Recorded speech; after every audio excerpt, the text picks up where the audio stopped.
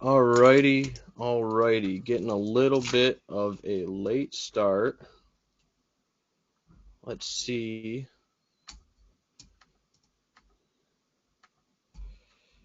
Alright. Let's see if everything's checking out. Having some technical difficulties tonight. YouTube is good, and we are for the first time live over on the Whitetails and Whiskeys Facebook page for this episode. Oh, what a season. What a last couple weeks. And it's still not over yet. I mean, I still got doe tags. You still got doe tags. Yep. We are tagged out on our New York bucks. And we're going to talk about that tonight. We're going to score my dad's buck, double wide. So we'll see how that goes with everything. I got to tape him up quick.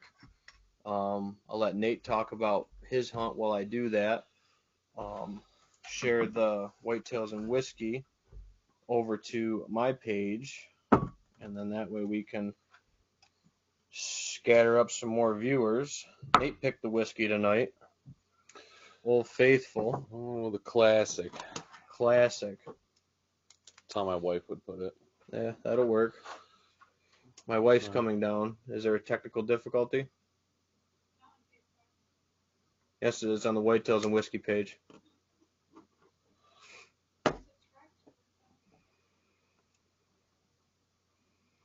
I just shared it over to my page.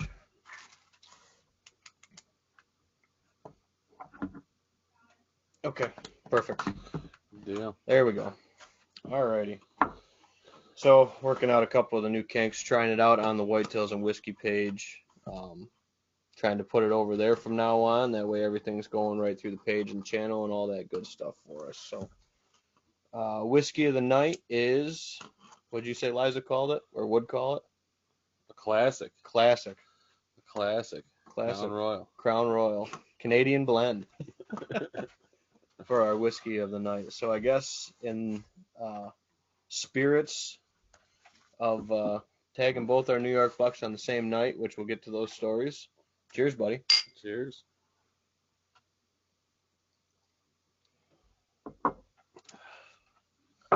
Not bad. Not bad at all. Nope. So, we did have a few guesses come in. We're going to start off with scoring my dad's buck, and while I'm scoring that, Nate will tell the story about his buck and how that hunt went what was it? No, my days are jumbling together. Sunday evening. So I'll get double wide taped up, but if you guys want to drop your guesses in on the score of double wide, we just got them back from one of our buddies, does European mounts, and I think we settled on a name tonight when I was talking to him. Oh boy. Dommers, spelled Dommers, taxidermy and more, ... But he did a great job, got double wide finished up, so we could have him on the podcast, score him up tonight. He's all wrapped up in blues painter's tape and all that good stuff yet last time. So yeah, Jesse's really doing a great job. Doing well with it. And like I said, just to be fair, we'll give you guys the inside spread measurement. It was 22 1/4 on him. We have about 10 guesses so far, so get your score guesses in. And winner's going to get a Whitetails and Whiskey podcast hoodie, which we're sporting those tonight. We got a few of them in stock. If you guys are interested in them, let us know. Shoot us over a message. And What are you going? What are they going for? 45, I figured, with shipping and all that stuff. So, local pickups available. We could ship them for another couple extra bucks. But yeah, so I'll get the taping up double wide. Like I said, anytime though, you guys can drop your score guesses in on them for a chance to win a free hoodie. It's free to enter. 22 1/4 was his inside spread, and we're gonna measure him up with a gross green score and give away a hoodie for it. And without further ado, I will turn it over to Nate. Yeah. For his buck story from Sunday. Unless you need a drink. No, I need to. Oh, you got to get the buck. I gotta grab the buck yourself. That would help. That would help. Oh boy. So here he is. He's a pretty cool 10-pointer. He's got his G2 here. He's got a little kick off the inside, as you can probably see. He's a pretty unique buck. And yeah, Sunday I was heening and hawing about where I was gonna go sit, and I decided I was gonna go sit on the ground on the edge of a grass field, an alfalfa field. I guess part of the reason I picked the green field was because it was a little bit of a warmer day. I feel the deer tend to hit more of the green fields on, I would say, the more warmer temperatures, sunny days, those bluebird type days. I feel like they're over in the green a little more than hitting the corn or beans or any grains. But yeah, I decided I was gonna go sit there. I was gonna pack a camp chair, and my wife gave me an early Christmas present. I got a set of Primo's bipod trigger sticks, which are awesome. Those anybody hasn't investigated those or looked into them, I definitely recommend looking into them. They're pretty sweet. But yeah, we had a southwest wind, so I picked the best corner for the wind from where I was thinking the deer were going to come out. And I was expected fairly good deer movement due to the fairly high winds we had. I guess the 3 or 4 days prior, it seemed like we didn't get a wind that was below 12 miles an hour with gusts up to 40. Yeah, some of those days it was really whipping on us. And the wind died right down on Sunday, so I was anticipating a pretty good evening. But I sat the 3 sits prior to that. I didn't even see a single deer. So I was getting a little discouraged with it, and the cameras were pretty dead. But you know, it's how it kind of works with after gun season kind of opens up and the weather, what it was doing. But yeah, I was sitting there just kind of taking in everything, collecting my thoughts and everything on life. And about 4:30, apparently I never turned the ringer off on my phone, and I got the crickets ringer. So I heard crickets going off, and I look over to my right, and I see Ben's calling, and I was like, oh boy. I said something must have happened. So I actually thought about ignoring him because I was right in that last half hour. At prime time I didn't want to answer it, and something happened. But I was like, no, I got to answer it. I know he had a good one out in front of him a little bit prior. He sent me a picture. And so I answered it, and he was all amped up and telling me how he got his buck, shot St. Patrick, and he was able to do it with the handgun, which is, I know you were really hoping to do that, which is awesome. But I'll let you tell more about that. Yeah, later on, yeah. So I'm sitting there trying to whisper, and he's over there all jacked up, and I got off the phone with him, and I was happy for him. I was sitting there just kind of thinking, like, man, it'd be really sweet if me and Ben could both get nice bucks, this evening, and we could have them both hanging in the deer shed. Yeah.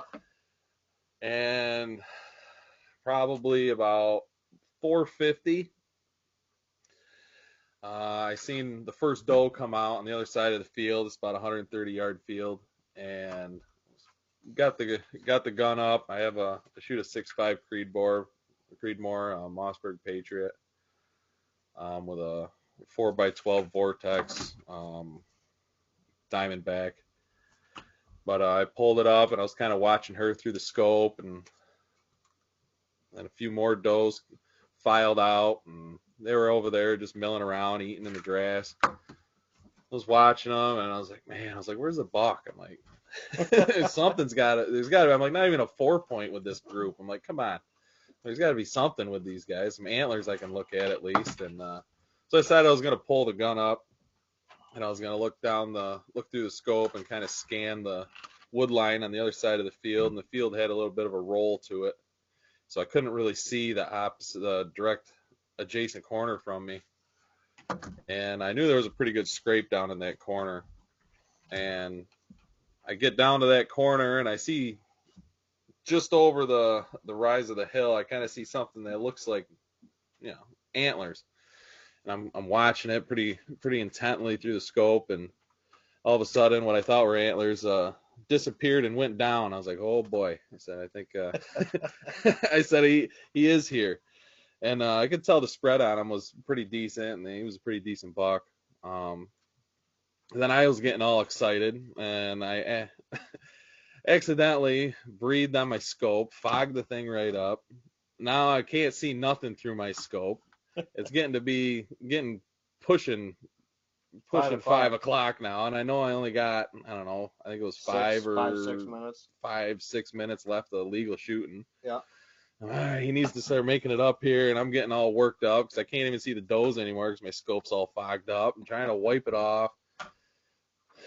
Finally, I get that cleared up, and I kind of took a couple deep breaths and got my bearings back together, and scanned the deer I could see over there, and he actually made his way up the field pretty fast. He actually came up the wood line, and he was past the 3 doe in the back, and he was up in the middle of the pack, and I was just following him, and he just kept walking. I was following him, like, come on, stop, and he did. He stopped. He was kind of quartering to me a little bit, so he stopped, and he was kind of looking in my direction, whether it had anything to do with me. Half my chair I was sitting in is half off tilt. I had, I think, a leg off the ground trying to bend around this tree. I was trying to get a shot. Either way, I was a mess, but I was able to get the crosshairs on his front shoulder, and I think it was, I don't know, a couple minutes after 5 or right in there, 5 o'clock, like something 50, like that. 5:03 or 5:04, I think is when my phone rang. Yeah, so I had to shoot him right in there, but he gave me a good clear shot. All the other deer, he wasn't around any of them, and I squeezed one off, and as far as I could tell through the scope, it looked like I hit him. He kind of looked like his front end buckled, and then all chaos broke loose. All the deer in the field kind of ran everywhere, and it was hard for me to pick which one was him after I lifted my head off the gun, and I was trying to pick him to see which direction he ran. I was shaking, and adrenaline was definitely kicked in. Well, you thought you killed Chubby. Well, I thought it was the big one over there. He ended up being the second biggest one I had on camera, the one with the inside G2, the split G2 thing. But yeah, and it's kind of I was a little worried because he was pretty close to the neighbor's border property line. He was probably 40 yards onto the side of the property that I could hunt. And I know one of the deer, after I shot, went straight in towards the property line.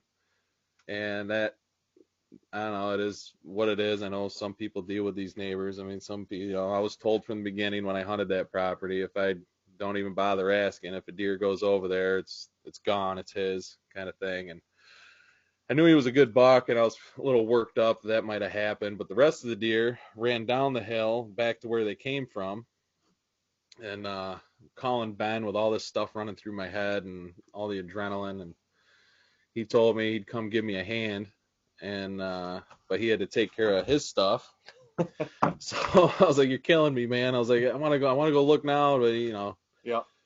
But no, did the right thing, got all my stuff together, called my wife, told her what happened and what's going on, and went back home, and which was probably a good thing. Went back home, collected myself, and got a little clearer head going out trying to find him.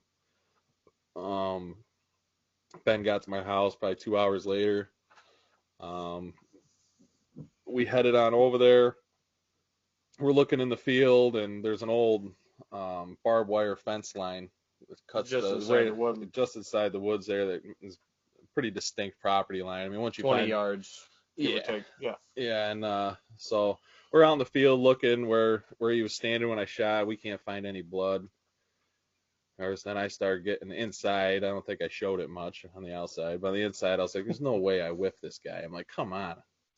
And so Ben went in the woods a little bit, and he started walking the property line down the hill, and I stayed out in the field, and I was looked around a little longer, and it's like, well, I know where majority of the deer ran. They ran back to that bottom corner. I said, I'm just going to follow the wood line, the field edge, all the way down, just kind of wrap, see if I can pick up any blood going into the woods. Um, I made it all the way down to that scrape that was down there, down in that corner, and still no blood. And I'm, of course, now things are really running through my head. Like, what happened? I was solid. Everything felt good. The crosshairs were on them. Mm-hmm. I was like, what's going on? Why can't we find any blood? And decided to just shine my light down in the woods, hopefully to maybe pick up a body, and shine my flashlight down there and kind of did a little scan back and forth. And at the base of this, I don't know if it was a sycamore tree, but it was It a was a beech. beech with beech bark disease. Yep. But it had like a bunch of like patchy, because it kind of reminded me of a sycamore with Yeah, that like white, patchy, chippy, gnarly looking. and Yeah. it had a lot of light colors to it. And right at the base, I could pick up like a patch of white, which kind of, I was like, all right, well, Looked like the bark. yeah, it looked like the bark, but I was like, well, it could be a deer belly, you know. So I go walking down the hill a little ways, and I shine it again. I haven't said anything to Ben yet, and I'm shining down there. I'm like, nah, it's just the base of the tree. And for a split second, I thought about just going back out to the field, but I was like, nah, just go make sure that that's not a deer. And I got a little closer, and then I definitely picked up the body of a deer once I was probably, Yep. I don't know, 45, 50 yards away. Right. And I yelled up at Ben, said I got him, and he comes sprinting down the hill. I'm surprised he didn't. It's a pretty good hill. I was when he's like leaping through the woods. I was surprised he didn't face plant it on his way down, honestly. But he made it down to me, and I was sitting there admiring him, and realized that it was the buck with the inside kicker there, and I was ecstatic. I couldn't be happier. Yeah. I think he's actually going to go score wise my second biggest buck that I've ever killed. Yeah. I think he's going to go, 130, 135, somewhere in that range. Probably 30. Yeah, I'd say he's definitely in that 30 class, that low 30 mark. But doesn't, I guess. He's got good mass. It's kind of deceiving, but because of the palmation and stuff like that, I think he's going to score really well on mass. He's got a little kicker on the inside here on the right side. Cool little dog point. He's got a lot of character, and I couldn't be happier. Yep. Honestly, I'm ecstatic. And so that was the end of the inside kicker buck. I've only hunted this property, I think, like 3 years now. Yeah. And I did have pictures of him all through bow season, and if I was in the right place at the right time with everything going on in life, I might have been able to take him with a bow. He was daylight a couple times in front of a couple of my, right? Yeah, the same field I shot him in. He was daylight a couple times in bow season. Then of course, like a lot of, I guess more mature deer do, gun season opens up and they disappear for a while, and get you thinking like, they just hide out, or did someone whack them and you just haven't seen it get posted, or did someone shoot them and not find them, and you start wondering about the deer you got on camera. And but yeah, he popped up on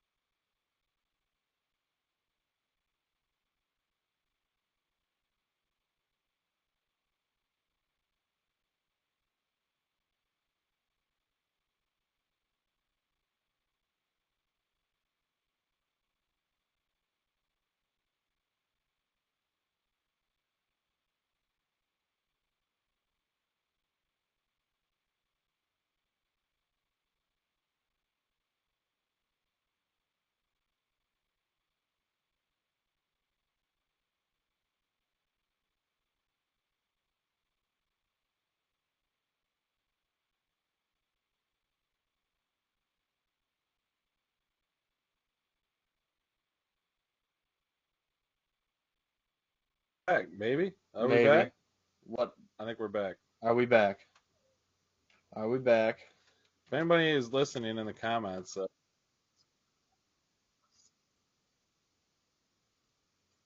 All right. Stop playing.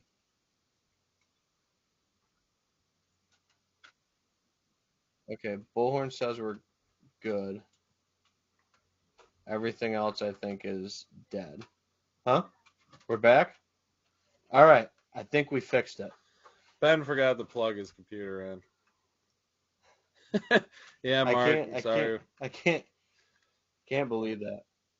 I think All right. We got it back. I apologize, everybody. The computer literally went dead. We made a mad scramble, plugged it back in, got everything whipped back up. And so we were talking, like you were saying, gun season. Where did bucks go? To kind of yeah, bring it back to your kind story. I apologize for cutting you off. that's all right. It happens, whatever. But yeah, you sit there and you wonder what happened to some of these deer you had on camera, um, and lucky for me, this guy stayed alive and was able to give me a shot, and he came out, and it was it was a it was a great hunt, Yeah. and I couldn't be happier. I couldn't be happier to tag him.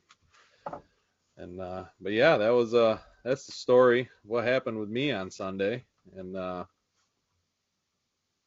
yeah. It was no, I was I couldn't believe it when you called. I thought you were calling to say you were, ready to come help me drag St. Patrick out or whatever, and then you're just like, dude, I freaking got him. Yeah, yeah. Yeah. But no, it was good. It was a good afternoon, dude. My Uncle Phil killed his first deer in a good long few years over at the farm. Shot a nice doe Hmm. that same night too. Actually, if you watch my YouTube video, when I walk up on St. Patrick in the field and finally put my hands on him for the first time, you can hear my neighbors killing does in the background. You can hear the rifles going off, which was kind of cool that night too. So, um, but yeah, it was definitely a good night. I know a lot of other people, shot some good bucks too. I saw around Facebook There's a and lot of stuff. shooting going on Sunday. Yeah, Sunday seemed like it was a hot night. Like you said, winds dropped, temps had a little dip. I mean, it all lined up really good. You And know, yeah, and then going back to I guess that temperature, and I guess when it comes to like precipitation, whether you're dealing with snow or rain, hmm and them colder temperatures, I feel, you know, you get them warmer, sunnier days. I feel like the deer seem to be around, this time of year when they're in that diet transition and right. all that, and there still is some green out there for them to get to, whether you got a food plot or alfalfa field or anything like Even a that, hayfield. a hay field. Yep. I do feel on those little bit warmer, sunnier days, I think your better chance of being successful is on a grass field. And me and Ben were talking about that when, cause I called him before we went out Sunday evening, and I was like, man, I don't know. And then we said, well, what, go back to the basics of it. Go back to like, Yep. and what makes the most sense, to what field to sit in, what kind of field to sit in, and then obviously your position on whatever food source you want to sit, hmm is depicted on the wind. Right. But yeah, it all came together. I was blown away. I couldn't believe I was sitting there and almost said like a little prayer. I was like, man, I was like, thank God that Ben was able to tag his buck and everything. I was like, send one my way so we can party it up in the shed tonight together with two big bucks. Yep. And that was a quick answer, and Yep. and it happened. It was great. Yep. It was great. Yeah. Can't write a much better storybook piece than that. No, I'm still kind of in awe that Yeah. we both tagged out on the same day. But I mean, we were only a day apart with our bull bucks. Yep. Yep. Had again, little fronts, 1 year rules. I mean, you start tying all this data together, it just increases those odds and chances, especially with the weather and, like you said, reading those situations, knowing what food source to go to or knowing what, food source to be around, I think was absolutely key to both those hunts too. Yeah, I'm coming around a little bit on the 1 year rule. I'm starting to do not as in depth as you with your You're bored over there. You got a whole 6th grade whiteboard over there filled with information. Yeah. But I have been. I have, the more I hear you talk about it and some success you guys have, I have actually been going back on a lot smaller scale and looking just a week ahead at, properties that I've been able to hunt for consecutive years that I've had cameras on. I'll just go back the year prior and just look through that week. Yep. And if there was a mature buck on camera, that week in the area, oh, all right, well, Yep. something must be going on. So Right. it definitely makes sense. And I have been Right. tying a little bit of that into my game. And kind of a So, cool tie into that. If anybody's familiar with Wired to Hunt Mark Kenyon, he was really trying to tag a late season buck in Michigan. And he was doing the same thing, dude. He had a graph. He was data dumping annual data dates and stuff. And I was like, oh, I was like, dude. I said, and like I said, this isn't like, something that, just I can do or just you can do. This is something that you can gather and look at data for any property, even if it's just, your stand observations, even if you're not running trail cameras. You saw really good chasing on the 4th. There's a reason why a lot of guys' favorite day is the day they kill a lot of deer. They keep logbooks of their hunts. I got a couple buddies that after every hunt or every fishing trip, they write the date and they write down, what happened on that day and where they went and stuff like that. Yeah, because deer are cyclic. I mean, it's not like, I'm not saying you go over that board and you're going to be able to go find them, to the day, to the minute. Some of the times, we saw with some of the pictures over these last couple of years, they get real close, but a lot of times it's looking at hot doe groups in specific areas, and tying it back in with that on some of the bucks I've killed on 1-year rules. It's just hunting specific areas on that 1-year date, to kill them. Yeah. But yeah, what are we going to do? St. Patrick now? Well, we'll do another call. So I do have them all tallied up. We'll do another announcement on the score. I know we're going to keep everybody waiting. Don't worry, we'll message you if you win, if you got to check out, put the kids down, anything like that. So I got them all tallied up. Again, we'll give you the inside spread at 22.25 on him. But I'm all tallied up, and I haven't even showed Nate the score yet because he put a guess in on this one. So yeah, we're still taking a few guesses. What's the highest guess so far? We'll just give what the high and the low is. The highest right now is 134. Mm-hmm. And our low is 106 and 6/8. So yeah, so we got almost a 28 inch difference. Yeah, almost a 30 inch antler difference on them. But so anybody wants to get their scores in on double wide, we'll still take a few scores. While I tell the St. Patrick story, same thing. I gotta go pick them up over here.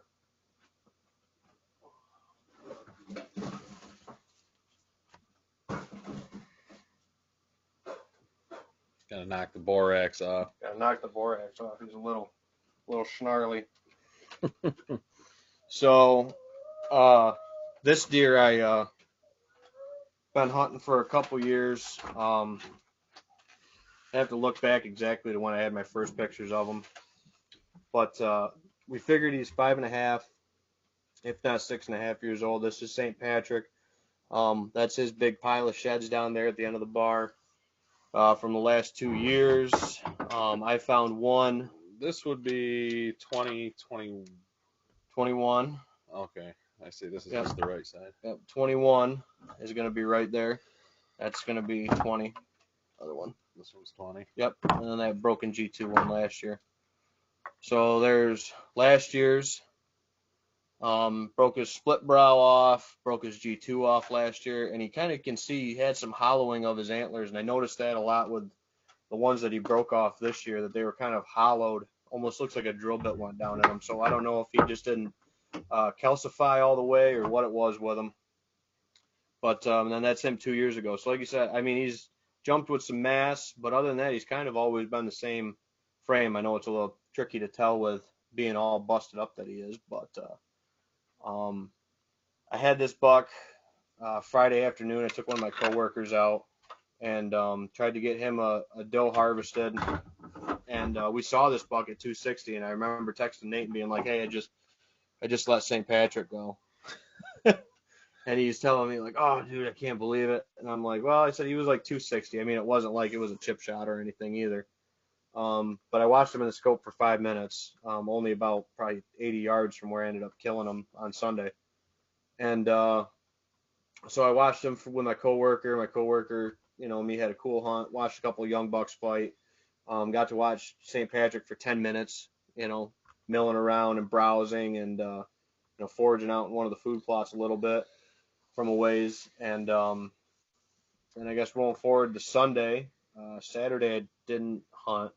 Saturday afternoon I didn't, but Sunday I went out and I checked the board on a 1 year rule and had an overlap for him and one of the other bucks that we hope might be alive, but he's been MIA for a month and a half. Mm-hmm. So it's not really like that buck for whatever reason with historical data. But so that's what I went in for, was to try to get a look at either one of those bucks. And lo and behold, he came out. And then I sent Nate the same thing. I said, "Guess what?" I said, "I just passed St. Patrick again."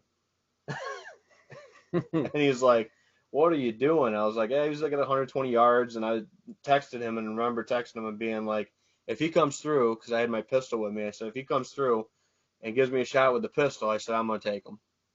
And he went in the brush, and I thought that was going to be the end of seeing him that hunt. And kind of like clockwork, that was like 4 o'clock. He went in the brush. About 4:30, he rolled back out on the plot and worked a scrape, and I could kind of see him behind some brush. Just thought it was a deer. Picked up the binoculars, looked at him, and saw who it was. Saw this side was obviously his broken tines, so I could see this little fork, his little G4 he has over there.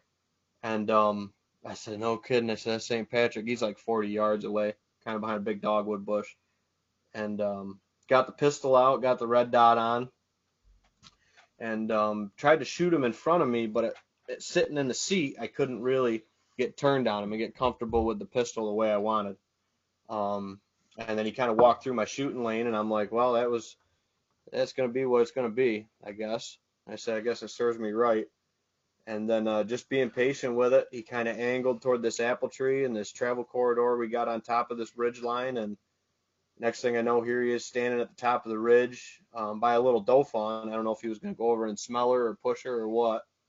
And stood right there on the edge of the field and took 2 steps out in it, kind of looking around, and bent down, bit himself a tin cup turnip out of the soil and started crunching on it. And I put that red dot right on the front of his shoulder and squeezed it off and dropped him right in his tracks. Yeah. Did the old 30-inch track job, tail end, and then the front end followed. But yeah, just a awesome buck. I think I am gonna get him fixed to his frame that he had, just out of kind of respect for him and chasing him the last couple years. Last year I passed him opening day of gun season, not on purpose. I thought he was a different buck because he had that broken G2. I had 2 8 points with a broken G2 that year, and that's what buck I thought it was. So me and him have been playing cat and mouse for the last couple of years, and then that first set of sheds, I tagged Y Buck that year, the buck that I put in that Instagram post that I'm making jerky out of tonight. Mm-hmm. And I was bow tagged out and went back to the farm to try to hunt a doe, and guess who came rolling out? It was St. Patrick 2 years ago, and I was tagged out with the bow, so I couldn't shoot him. So we've been around, a lot of encounters from the stand over the last couple of years with him. We figure he's at least 5, maybe 6. We're going to send his front teeth out. Like I said, I think I'm going to get him fixed back up to the way he was to put that frame back and, put the sheds on the bourbon barrel. I think we're going to dual bourbon barrel mount him right here next to the bar for the podcast. Yep. So you're going to have St. Patrick and Hornet are going to be the features of the podcast down here when we're at the bar. But yeah, that's the story with St. Patrick, and like I said, I couldn't believe it when he stepped out and be able to get him with that 357. That's something I've been talking about for the last couple of years. As soon as I got it from my uncle, that getting a buck with a pistol. That was one thing I wanted to do, was take a nice buck with my pistol. So happy to do it, and happy you guys are around to share the story with. And it was an emotional roller coaster for sure with this buck, and I'm going to miss chasing him and looking at his pictures. I mean, I remember the picture of him in velvet when we were looking at trail cam pictures, and That's my dude. I remember saying, "That's my dude." And then We were sitting on my couch, we're like watching football or something. something I forget what it was. We're looking at velvet trail cam pictures, and he walks out full velvet in the video, and I'm like, "That's my dude." And then the biggest buck we had on the farm this year, who got harvested by the neighbor opening weekend, um, he walked out behind him, and I was like, "Oh my God, what is that?"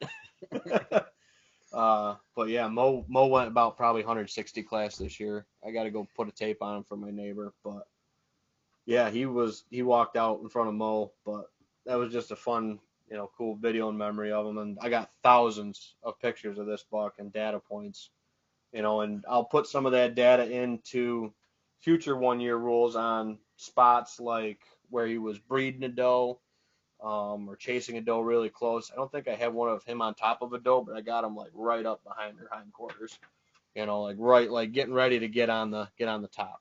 You were all up in his business. I was trying to be. I've been trying the last couple of years with him, and it finally panned off, came together, and the 1 year rule struck again. Ended his story. Ended the St. Patrick story.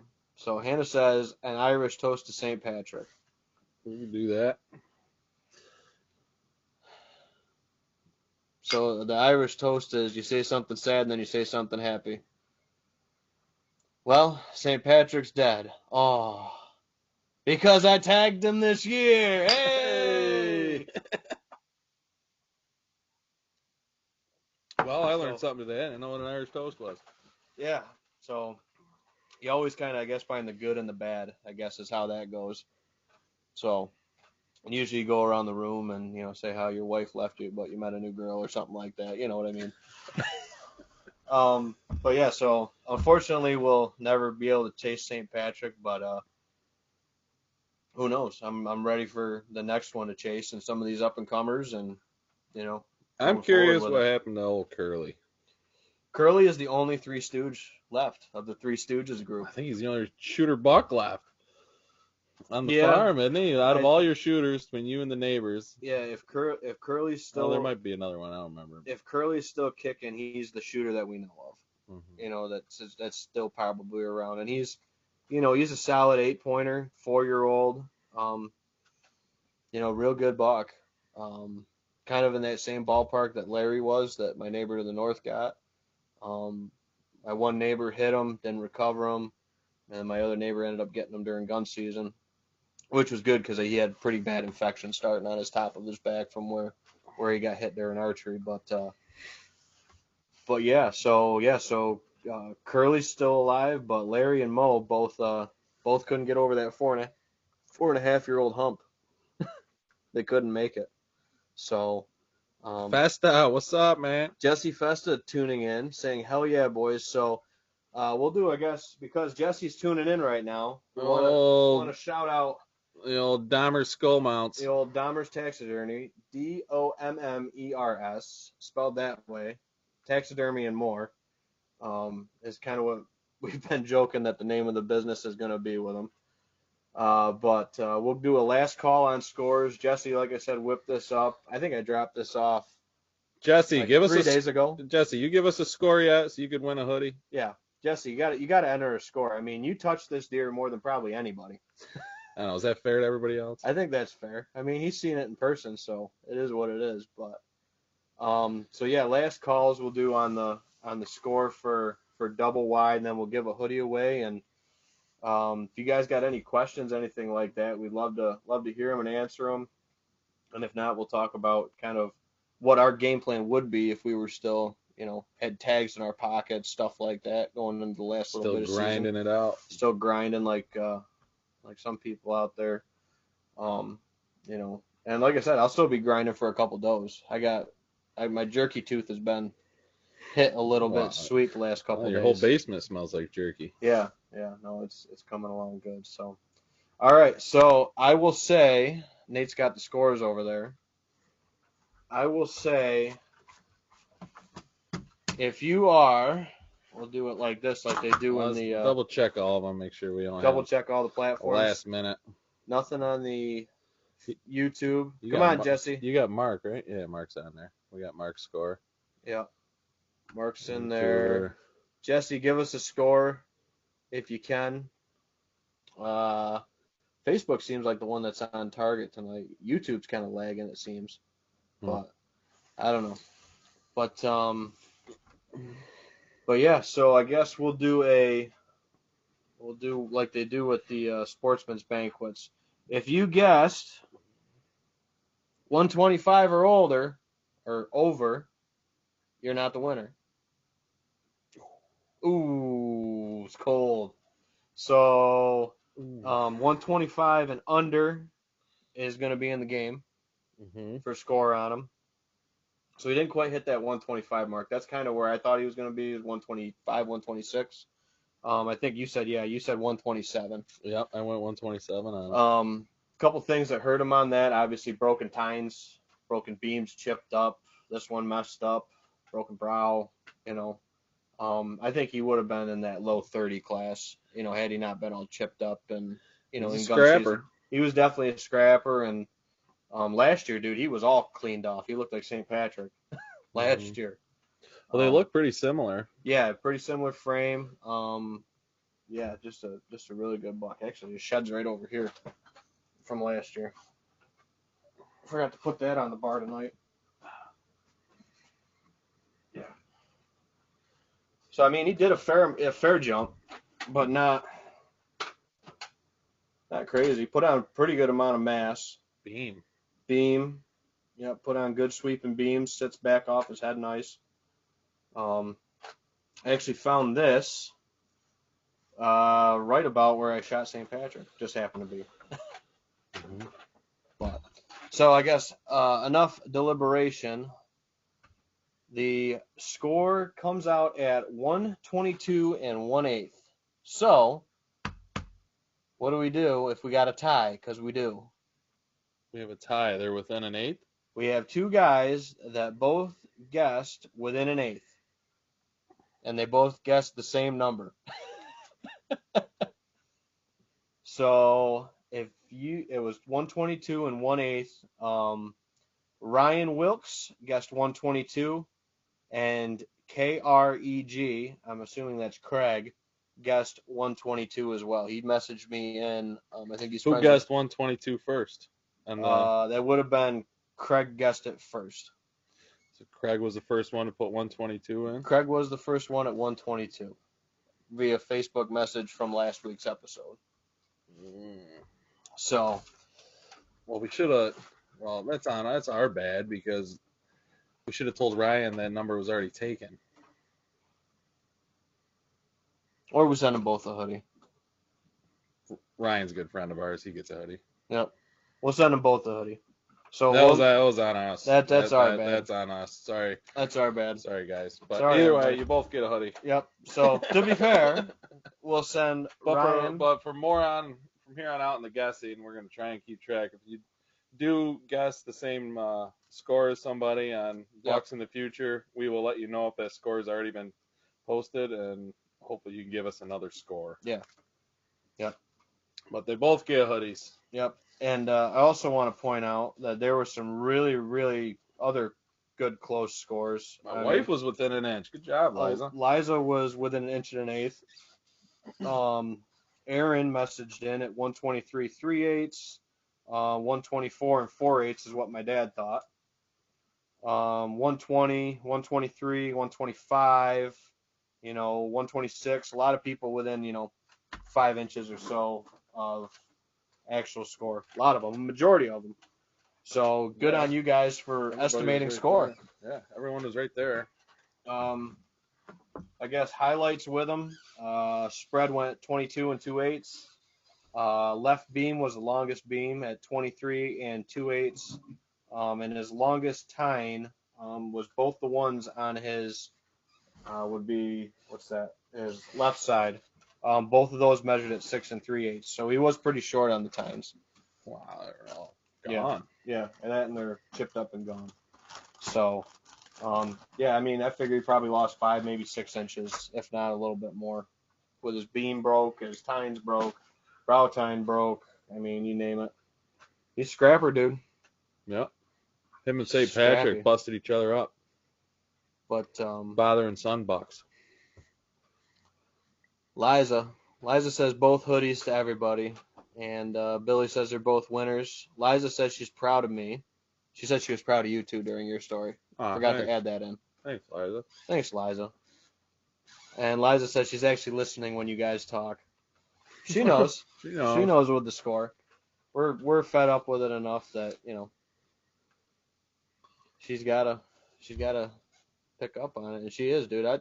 She needs to get out and punch that tag. She got her first bull buck this year. I don't know. We'll get her first muzzleloader But buck. and this is a great time to say, for a lot of people that don't know, this is a great topic for this kind of caveat to this. So you would think that because she used her bow muzzleloader tag, she would be done during the muzzleloader season. This is a good topic. This is a very good topic for people that don't know this. So your bow muzzleloader tag obviously is just good for those seasons, but your regular season tag, if you have the appropriate muzzleloader stamp or bow stamp to hunt during the primitive season, your regular season tag turns into an either sex tag. In the late season. In the late season only. And that includes the holiday hunt. Yeah, I was going to say it includes the holiday It includes seasons. the holiday hunt. So if you have your bow stamp, you can hunt with your bow during the late season or the holiday season. And if you have your muzzleloader stamp, you can hunt with your muzzleloader during the late muzzleloader primitive season and holiday season, and use your regular season tag, your regular season buck tag, if you haven't harvested your buck with it, and actually use it as an either sex tag. It would be pretty wild to kill 2 bucks with your bow or muzzleloader in the late season. That would be pretty awesome. That would be cool. But anyway. So, Bo don't like the holiday hunt. Bo's anti-holiday hunt. Bo don't like the holiday Bo hunt. says boo. I tagged my second buck the day after Christmas last year with my muzzleloader. Yep. Yeah, you were tagged with out me. last 2 years. I did. I did. I got 2 beautiful bucks past 2 years. Yep. So I think the holiday hunt depends on where you are. And again, it comes back to, like we talk about, it's also your job kind of on the properties that you hunt to make those management decisions, whether you want to hunt during those seasons or if you want to just be done. If we do have, let's just say, guests out to our property or something like that, we are at this point harvesting does to keep populations in check and also do our data collection, see how old they are, see if they are showing evidence of having fawns that year, see if they are bred this year, which actually both those we've harvested so far were bred this year. Mm-hmm. We can talk about that in a separate podcast topic if people want to know how you figure that out. You and your autopsies. Me and my autopsies. But all that is good relevant data to know that does were bred already, and that's a good sign of successful balance that I have does that are bred on my properties I hunt. Mm-hmm. So that you don't have too many does where they're not all being bred during that first estrus cycle. And getting some overlap. And like I said, St. Patrick that night when I saw him, he was on the browse. He was browsing a lot in this little overcut area. He was in the food plot a little bit. He was making some scrapes, but he's got enough years under his belt, literally, where he knows if it doesn't smell right, he's not going to even go over and chase it. He doesn't have to. The buck actually had a fair amount of fat still on him. It was when they peeled him. Across his hind quarter and stuff like that, and inside on some of his organs. I still think you should mount him with the old tin cup turnip hanging out of his mouth. I think I've been thinking about it. That would be cool. Because he did. He bent down, picked up that turnip, and he was squared up broadside. Was it still in his mouth when you found him? I don't remember in the video. No, it wasn't in his mouth when I found him. But he had a little bit of the shakes and the nerves, obviously. I hit that hit where the spine dips down right there in front of the shoulder blade is where I hit him. And that's what dropped him, obviously, right down. Actually, Dan Bernessel saved me the section of spine where I hit him, and my 357 bullets in there, he said. Wrote it on my box. Wrote right next to it. Wrote it on the box. The bullets in the spine? He says it's right in the bag with the spine. Dan's the man. Dan's the man. Thanks, Dan. Yep.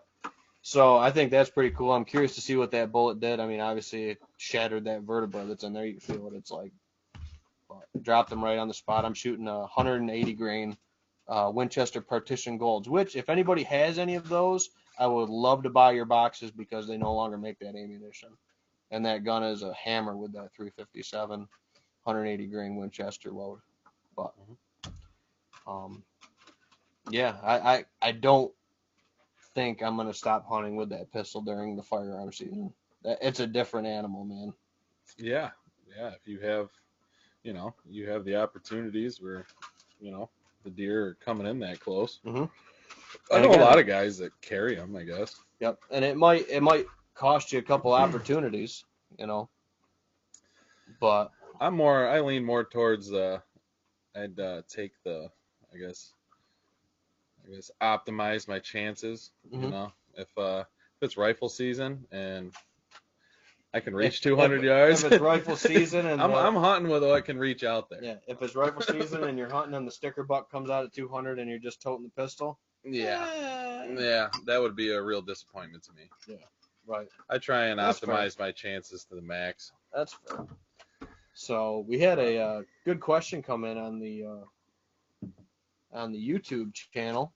Mark Rasmussen comes in and says, if you kill a doe with a button buck, do you think that the button buck will be more likely to reside on the property?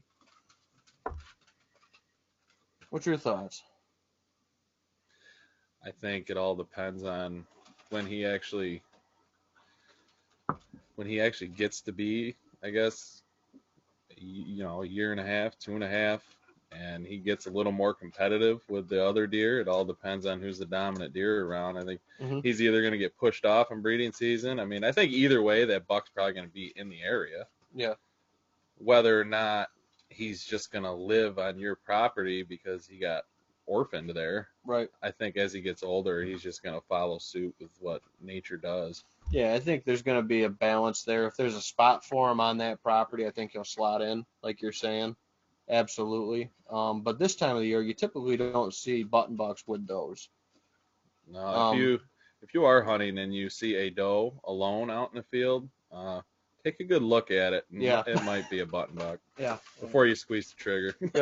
What I don't know, 5 out of 6 times probably going to be a button buck by himself. Unless you're just looking for meat, whatever. Yeah. God bless you. I hope you get them and fill your freezer. But. Yeah. And again, that's not, like we say, 5 out of 6 times. I think that's kind of a fair number. That lone antlerless deer is going to be a button buck. So get the old optics out, check them over really good. Look at the length of the head. I think is the best, because body size is tough to judge without other animals. But if you look at that head and it's a short, like we'll call it a 1 liter soda bottle, it's a fawn. When you get that 2 liter head with a brisket that sticks way out, you're looking at a mature doe. So I think that's a good way, because wintertime it's kind of hard. They are putting on that that winter weight, so they're rounding out a little bit. But I think that head's a really good one to look at. The head. I know something that helped me out determine it. I know because button bucks will put on weight and grow faster than younger does. So then button bucks will get to be the size of like a 2-year-old doe. Oh yeah, be as big as mama. Yeah, they'll be right there by late season. Something. I mean, if the deer looks proportional, legs to body size, it's probably a fawn in my opinion. If you look at the deer and the legs almost look kind of short to the size of its body, like it almost looks a little more elongated, that's probably a mature doe. Yep. But if the legs and the body, everything just looks like kind of proportionate, it's probably a fawn, probably a younger deer. Yep. So, and the other thing is too with those doe fawn versus buck fawn, with a doe fawn, you're going to see a lot more kind of rounded head. I've noticed they look a lot more round on top, whereas a button buck, you're going to look at it and it's going to be a lot more kind of squared up and flat. Is another good kind of characteristic with it. So, but that's kind of your quick and easy, antlerless thing. And like you said too, if you got a pile of, does and fawns out on a food plot or field or, timber cut or something like that you're hunting over, The bigger one in the group, that's where you go back to, like you said, the proportions. One proportional body size might be that, really big up and coming button buck, compared to some of those, younger does in the group. So, look them over really good. Like I said, I look for that big, I call it that Coke bottle head, that big old 2 liter, for a head on them. But I like tagging does. I mean, in our area, um, we kind of have a rule of 5 or more in a doe group, does and fawns, counted. You take a doe out of it, other than opening day gun season, if you don't have a buck on the ground, or like prime rut. But early season and our late season, if it's a doe group of 5 or more, we cut the doe group down a doe or 2. And that's kind of worked for us with a balance. We don't try to shoot for a specific number. Too many years, I think we did that. And those years we did that, guess what? There's empty holes on the walls from those years because I think I was putting too much pressure on my ground. Trying to hit a certain number that I thought I had to kill, based on how many we saw. So I think limiting those doe groups. The group number, family number, I think it's a good rule to go by. Yep. And on some properties that might be, out of a 4 group or whatever. It depends on the property. And again, if you need one for the freezer, that's your call. It's your tag, your choice, no matter what. We're just trying to give you the information that if you want to use that information to make those decisions, happy for you. For sure. Bo sent a YouTube link, why you shouldn't shoot does. I don't think it's needed on every property. No, I think there's a lot of high pressure properties that, you usually only see when you do see a doe or fawn group, it's a doe with 2 fawns. Yep. You don't see, I mean, I've been doing hunting for 15 years and I've hunted a lot of high pressure ground before I was fortunate enough to get a lease or something. Yep. And yeah, I mean, that's mostly what I saw on those high pressure grounds was just if you saw a doe and fawn group coming through, it was just a doe and a fawn or a doe and 2 fawns. Yep. Very rarely did you actually see 2 mature does together. Maybe 2 mature does and a fawn or 2. Maybe. Yeah. On a good set. Yep. Right. But. Well, yeah. No, I haven't seen that link. I think it looks like one of Jeff Sturgis's videos, maybe. I'll have to check that link out. I think he shared that on another one of my posts. I think he shared that same video. But I'll probably get out and shoot another doe or 2 for more meat for the freezer to keep the numbers in check. But I'm also going to extend it out for, some friends and family and stuff like that to come out and, harvest some does late season too. Yeah. Just because we gotta keep those numbers in check. And my kind of quick numbers I give to people in my seminars and stuff I do is if you want to reduce a doe herd, you take over 30%. So if you have 10 does on a property, you can take 3 or let's just say take 4 and you're going to reduce that population by a percentile, I would call it. And if you want to maintain it, you could take 2 or 3 does out of 10, and with average mortality, you won't move the needle.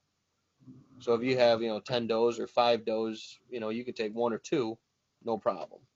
And if you want to grow your herd, like Bo says in that YouTube link he shared, maybe you don't shoot any, for your property if you're trying to grow a deer herd on your property. So I think it all kind of varies, but I think that 30 rule is a good one for people to judge because, we're good with looking at numbers and saying, okay, 3 out of 10, I got maybe 10 does and fawns.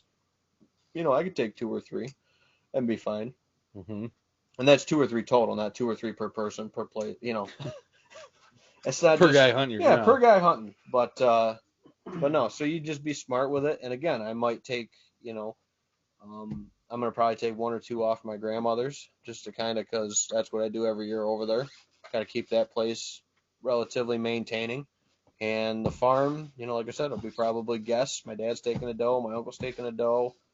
The neighbors have taken a couple too. So talk to your neighbors and see what they're taking. You don't want to start taking a doe or 2 if your neighbors have shot 6. So, reaching out to your neighbors, also a good time to take over a bag of jerky or something that you made, and say, hey, I just tried making this batch, and then be able to work together and stuff like that. You never know. Some of my neighbors I never thought I'd be good friends with them. Mm-hmm. So, but it all kind of works out with it. All right, let's go back to the YouTube line. Flap's here. Plap's here. Sorry, Plap. I don't know He how long chimed in you've a been. little late. He was telling me for the past 2 days. He goes, "When's that podcast? When's that podcast?" Wednesdays, every Wednesday, Plap. Well, every Wednesday, 7:30. 7:30. As long as we aren't gonna He be. was a little upset with me. I wasn't here the one before Thanksgiving. Yeah, It's all right. it'll be all right. And I think you're talking. I think we're saying next week we'll be back at the shed, the deer shed. Yeah. I think we're gonna mix it up a little bit next week. Mm-hmm. Make Ben drive out to my house next week. Yep.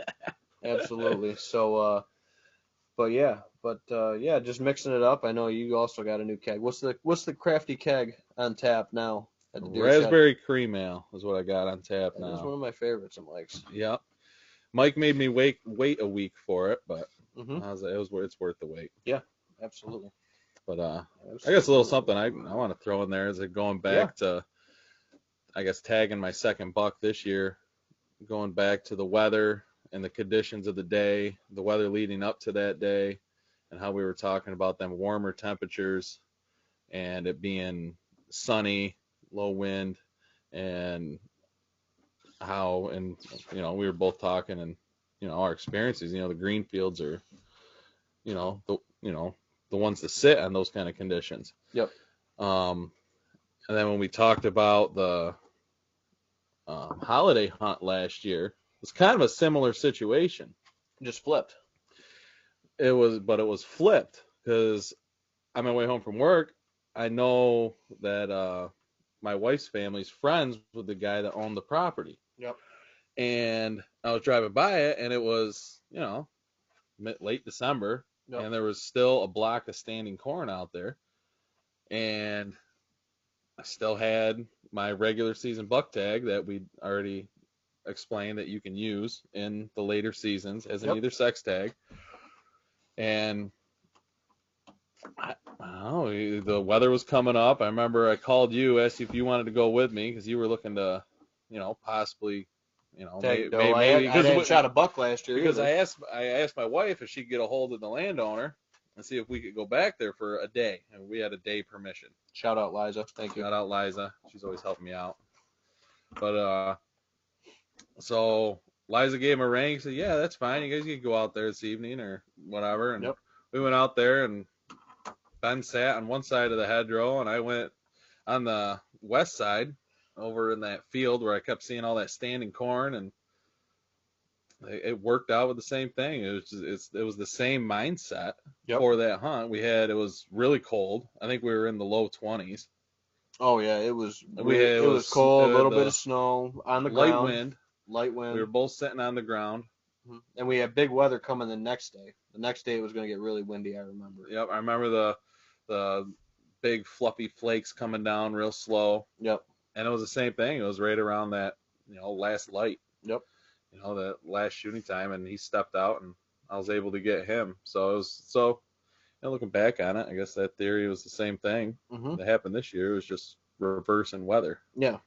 Yeah, exactly. Looking at the warmer, and that's what I've seen too is, you get on some of those, you might have somebody sit in a field edge in the morning or something like that, but if you have, like, let's just say a winter wheat field and it's all frosted over hard, the deer don't touch it till that frost burns off. If they don't have to, you know what I mean? So, sitting those is afternoon food sources, why people kind of call them afternoon food sources. There is still some sits that can, yield some deer, obviously, in the mornings this time of the year. But, as a rule, I usually kind of don't. But if you do have, again, like we talk about looking at the weather pattern, if you got bad weather coming in the evening, they're going to move earlier that night.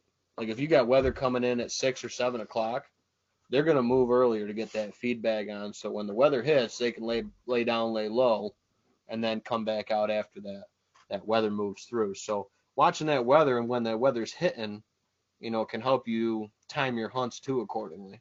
That's been the biggest factor that's helped me be successful, I guess, the past 4 or 5 years of hunting is actually paying attention more to those weather fronts and what the weather's doing, and actually hunting them, more strategically and more accordingly to what's happening, in Mother Nature. Mm-hmm.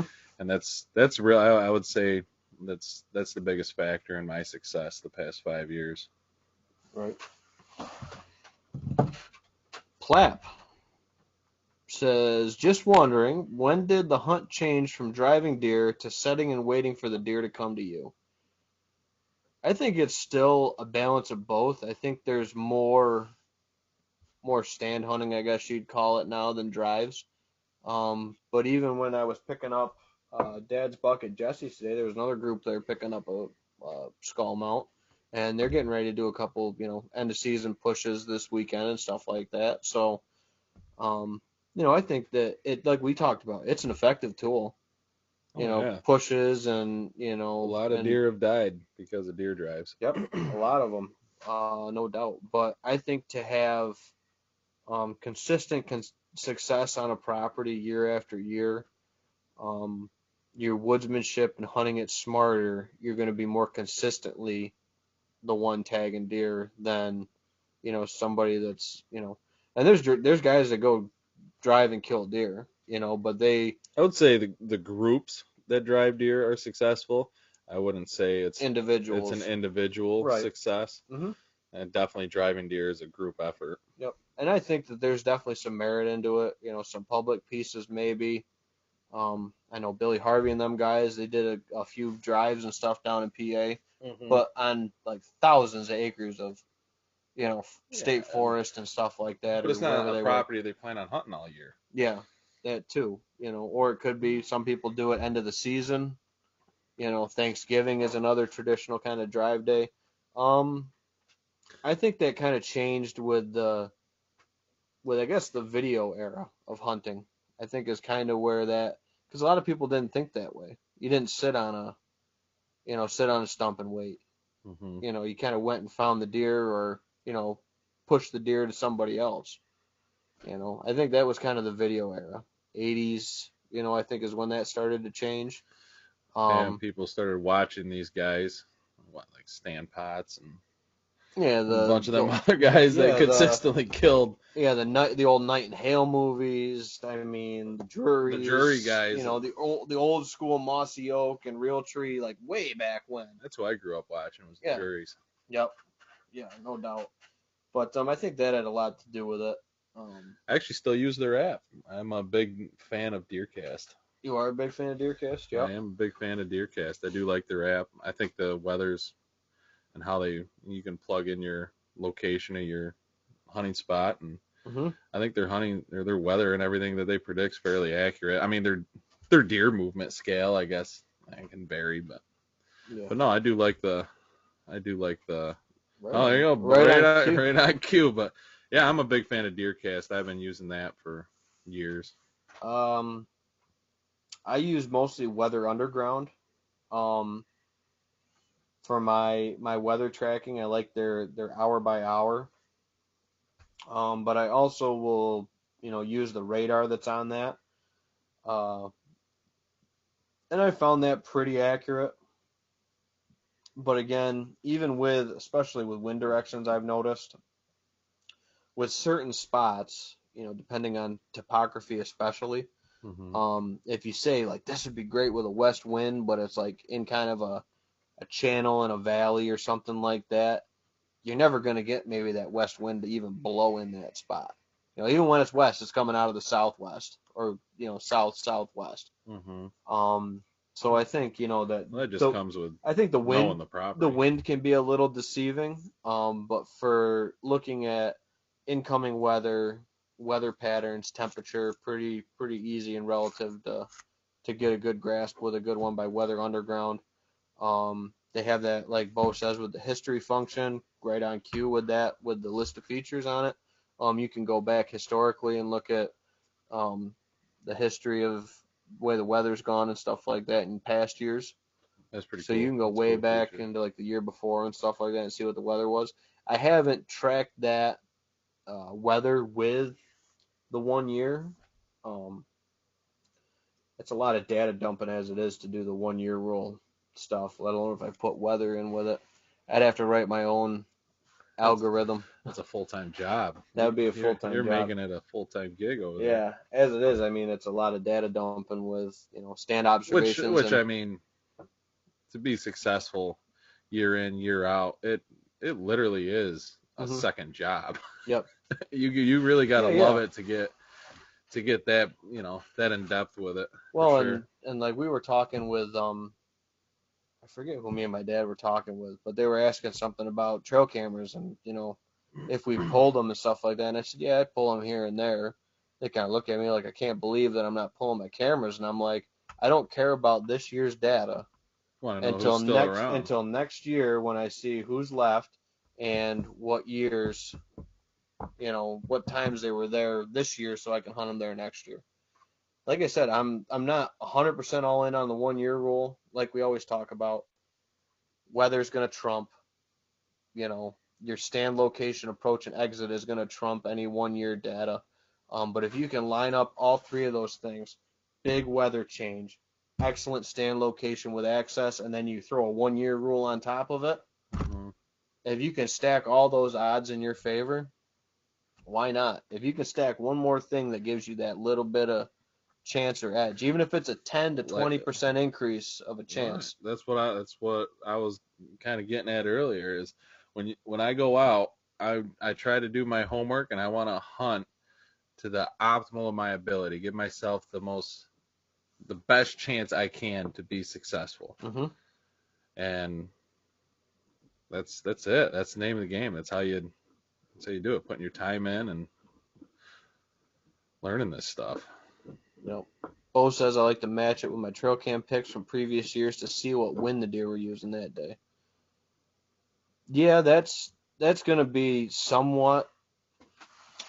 I don't know. See, I agree with that using wind to some extent, from what I've noticed on observations, but the deer that locate around a food source, which is gonna locate around a stand location, whether from the food side or bedding side, no matter what, they're not just gonna not go to that food source that day because it's an east wind and not a west wind. Right. If you got deer locating to a food source or to a bedding area might shift a little bit. They might shift on the other side of it. But if you're getting close to that food source for an afternoon or close to a bedding for a morning, um, I think the wind might be a little bit more of a factor with it. But at the same time, Access. yeah, it all Wind comes and down to access. access. I mean, Hmm. you're talking about that bedding area. I mean, a wind is more dependent on, if I hunt the spot. I don't necessarily think it's whether if the deer are there or not. I think the Right. deer are there regardless. If the food's there, there's deer there. Yep. Whether it's the one you're looking for, well, I don't know. But Yep. there's definitely deer there. If there's food there, I don't care if it's the north, south, east, west wind. Hmm. There's going to be deer there. Yep. But it's all about access, whether the deer actually come out. Because if you access it and you access it because you know the deer are there, but you're accessing it with your wind blowing right into where the deer are going to come from, bedding. Well, I'm hunting the field, Nate. Yeah. We hear that Oh, all the oh time. yeah. Hear Yeah. that all the time. I I'm know. hunting the I'm field, hunting so the I want to field. blow it back here. No. No. You want to blow it down the edge of the field if at all possible, away from the good bedding Just, cover. I mean, just blow it across the open field. Chances are, especially in gun season, you're going to get a chance at a shot at the animal before it picks you off. Right. Um, I mean, if you're out there looking for I guess a mature buck, chances are if you're that those first doe that are come out might cross your wind path before he gets there. Yeah, but I kind of like to, and again, this all comes down to setting up your stand, setting up your location. Like you the other night didn't have a stand that you really wanted to sit with that wind like that. No. So So I grabbed the you trigger sticks, grab the trigger sticks in grabbed the the seat. chair. I went and huddled up in a little goldenrod Pocket. pocket, and I knew where the bedding was and everything, and I knew roughly where the deer were going to come from. They were going to come from two directions. Yep. Um, and yeah, and that was it. I changed my strategy from where my stands were to where because I knew I wanted to hunt that spot. Mhm. But I changed my strategy from where my stands were because the wind wasn't right for how I wanted to hunt it. Because I was trying to let the does funnel out into the food. Right. Because there's always, I guess, there's always the chance that the buck comes out first. But more times than not, you get the does, you get that first doe come out. Then you see her looking back, and then the other ones start coming out slowly. Yep. And then usually the last one, right at the last chance, the last 5 minutes you can legally hunt, he shows up, and hopefully it happens. Make it count, yeah. And I think that's more times than not. But yeah, it's yeah. So there's definitely ways you can get around it in gun season. Bow season can be a little tougher. Right. I actually just saw this on my side of the YouTube, or not YouTube, but Facebook comments. We had a question come way back in from Joe at the beginning, and I apologize for this, Joe, because it got skipped over when all the guesses came in. So it must have been right when we talked about the guessing score. Joe brought up a good topic of needing to talk about the DEC allowing these counties to opt in and opt out of these seasons. So with the early season antlerless only season that's in September, counties can opt out. And now they've also written in that counties can opt out of the holiday hunt. So this is a good point to go in and check with your county and see if the holiday hunt is still going on, and or voice your opinion on yes or no. Make your voice heard, whatever side of the coin you sit on. If you're like Bo, like he said, boo holiday hunt, maybe for his county he would oppose it if he's in the southern zone for it. So just for an example, or if you support it, I think it's a nice opportunity to get out there for a little bit longer. People are home from college. I didn't get to hunt a whole lot in college, because I was away, living on campus and stuff like that. I didn't commute. So I would have loved to have a holiday season where I could have came back home and, tried to go out another couple more times while I was on holiday break. I love hunting, and as long as I got a buck tag and I can be out there and still chasing them, I want to be. Yeah. So I'm all for the. Yeah, and I think I'm gonna for the late season. I think holiday hunt. I think this weekend will be getting a couple people out at the farm, taking a doe or two. But I think I would really like to shoot another doe or two with my muzzleloader this year. I know it's going to be yet another year where I don't shoot a deer with my brand new rifle or my brand new muzzleloader. Well, shoot a buck anyway. But yeah, you got to get a muzzleloader buck. Yeah. Seeing you started muzzleloader hunting last year. Well, it won't be this year. No, it won't be this year. My regular season tag has been filled, so won't be this year. Maybe next year. We'll see. Damn 1 year rules and good weather patterns show up on the sit alerts that we talk about, and that's what happens, dude. We called it. We called our shots both times this year, pretty much.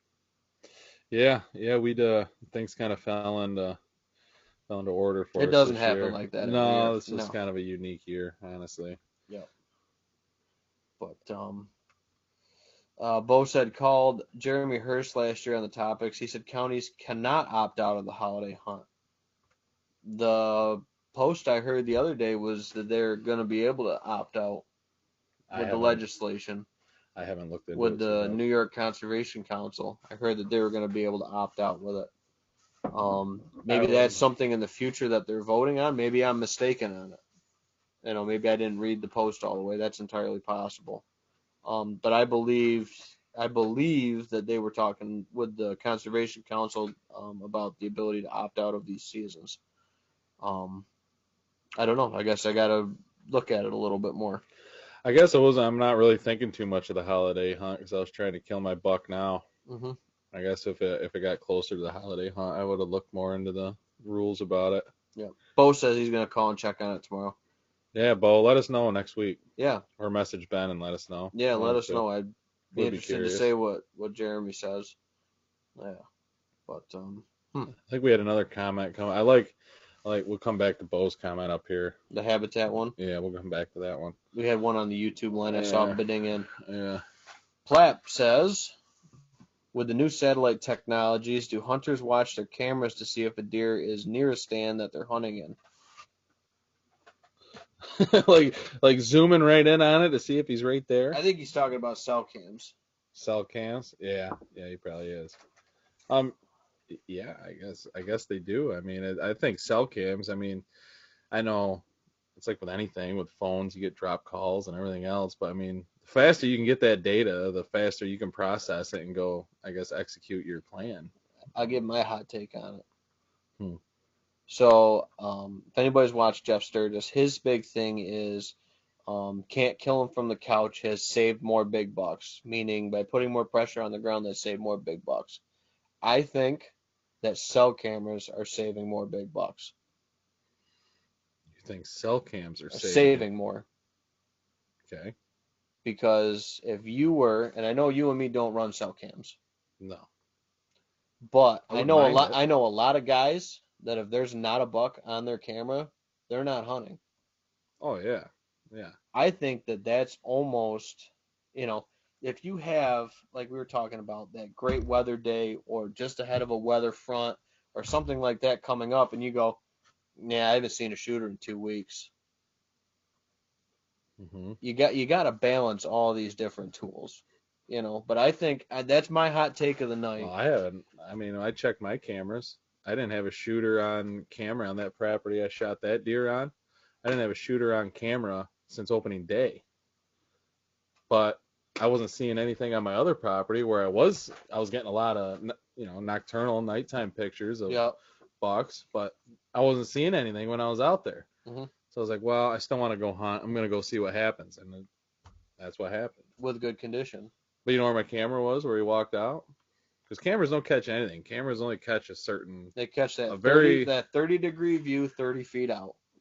Yeah, and that buck could have walked 40 feet out in front of that camera every single day. I mean, Yep. The camera wouldn't have picked it up. Like I said, my hot take is cell cams and the constant checking. Like people that got to check their cameras 2 to 3 times a week to know what's out there. They got to know it. If you're that person, get a cell cam. Don't go out there and put that extra pressure on your pieces. But I think cell cams, are saving more deer than people think of, than that people would expect to. I think it's a bigger number. I wouldn't say it's a majority of them are getting saved. So you're saying that you're saying that the bucks are there. Yep. But the cell cameras just they're not showing the data, so people aren't. As the season changes, obviously deer movement changes slightly. Mm-hmm. So, and I think I know I'm guilty of it. Is you get starting that pre-rut activity. Everybody puts their cameras right on the scrape, and those cameras don't leave that scrape until the end of the year. Yep. Well, right now, yeah, there's bucks still using scrapes. You still might get some activity on scrapes, but scrapes aren't the hot thing right now. It's food. It's food or thermal cover. They're not going and checking those scrapes. So what those mature bucks are doing or anything like that, they're kind of sticking with the herd at this point. They're kind of going out, eating, they're doing their thing. They're not cruising, hitting those scrapes where everybody has left their camera because it's gun season now. And right, you know what I mean? Right. Does that make sense? No, I agree. I agree with what so you're if you actually want to optimize your camera pictures, you're going to have to move them more on the edge of a food source. Mm-hmm. You're going to have to basically, if you have cell cams, go out and maybe surround a hot food source you have. Yep. Set one on every edge. Right. And then you might be because that's where your survivors are going to be at the end of season 2 is on that food source. They're going to be on the food source. They're going to be having to put that. They're going to be bedding very close to it. So when you're accessing those places, you need to know where the bedding is. Yeah. You need to know that your wind's not blowing into it when you're accessing them. Mm-hmm. You need to know all this stuff if you're going to be successful, because those bucks right now, all them survivors are right on the edge of that food source. They're not 100 yards in the woods in some thick bedding. They're in some tight little patch right on the corner of that food source. If it's on pressure. If it's on pressure, they're just waiting to kind of move out to it and start feeding. Yep. They want to use as little energy as possible because they have no energy from chasing tail off. for the past month. Yeah, they've dropped 20% of their body weight. They don't want to put up forth No. any more effort than they have to. They're just trying to Nope. regain what they can to survive the winter. Yep, they've lost a whole fifth of their body weight. They are in recovery mode. So, I like absolutely. But like I said, my hot take of the night, and I know people are probably beat me up on it, is cell cameras. I think the data comes too late no matter what. So you know a buck's in there. It's a tool. Yeah, you can have success with it, no doubt. It's like anything. It's all in how you use it. Well, like we said, we stacked up all the information. The good stand location is number one. Stand location, access, everything, whatever. Number two is your weather. Mm-hmm. And then on top of that, cell camera, 1 year roll data, whatever that third layer of that cake wants to be. That's where you can stack all those odds in your favor. But it all boils back to just being a good hunting strategy. With the weather, those kind of almost get hand in hand, I think. Mm-hmm. You know, I mean, obviously seasonability. You got to hunt the right spot during the season. You gotta know a little bit about the animal, The biology of it. You gotta know something about him, Yep. what he's doing. Yep. Yeah. Yep. I think we covered that one pretty good. So Billy chimed in. Thank you, Billy, for the update on the opt out. Billy says the law has passed and is on the governor's desk right now. Law has passed for the opt out.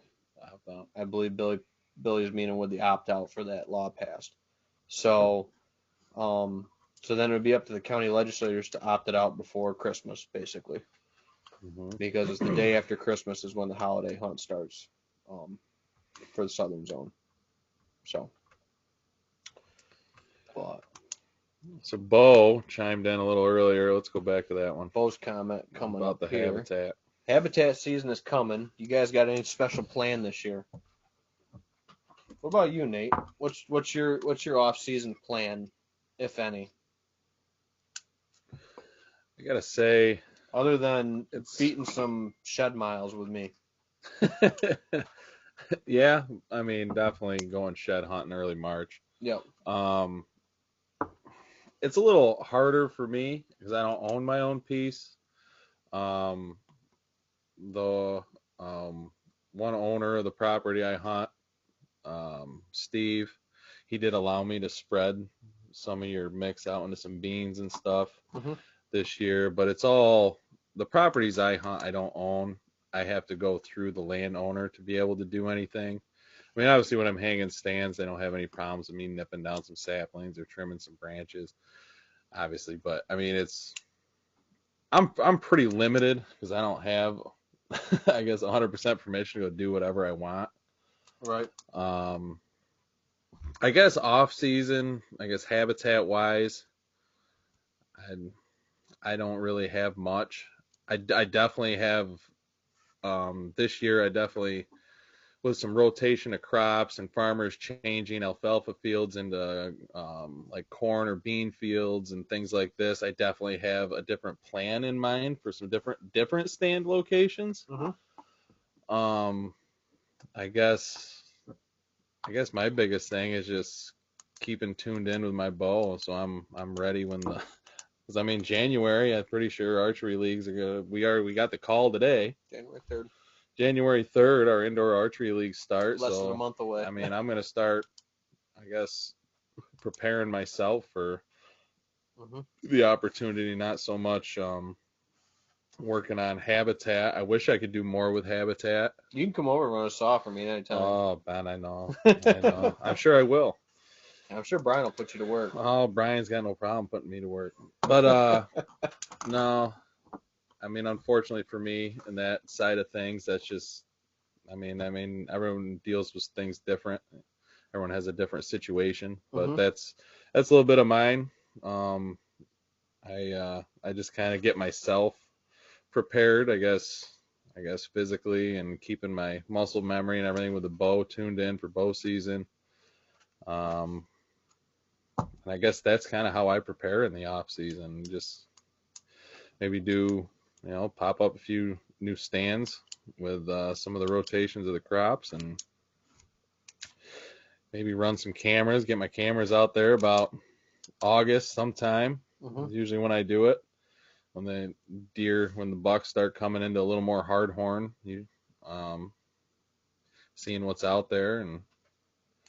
But yeah, I'm fairly limited to what I can do Right. habitat wise. Well, there's a lot of stuff, like you said. There's the off-season planning. There's, keeping yourself sharp with your equipment in archery league, or, even getting out there. And, I know it's expensive. Now it's getting a little easier to find ammo, but maybe, setting up a new gun, or, maybe they don't make your ammo anymore. So you're getting a new bullet and getting that right. So when it comes right before season, a month before season, you can check, make sure everything's on, you're good to go.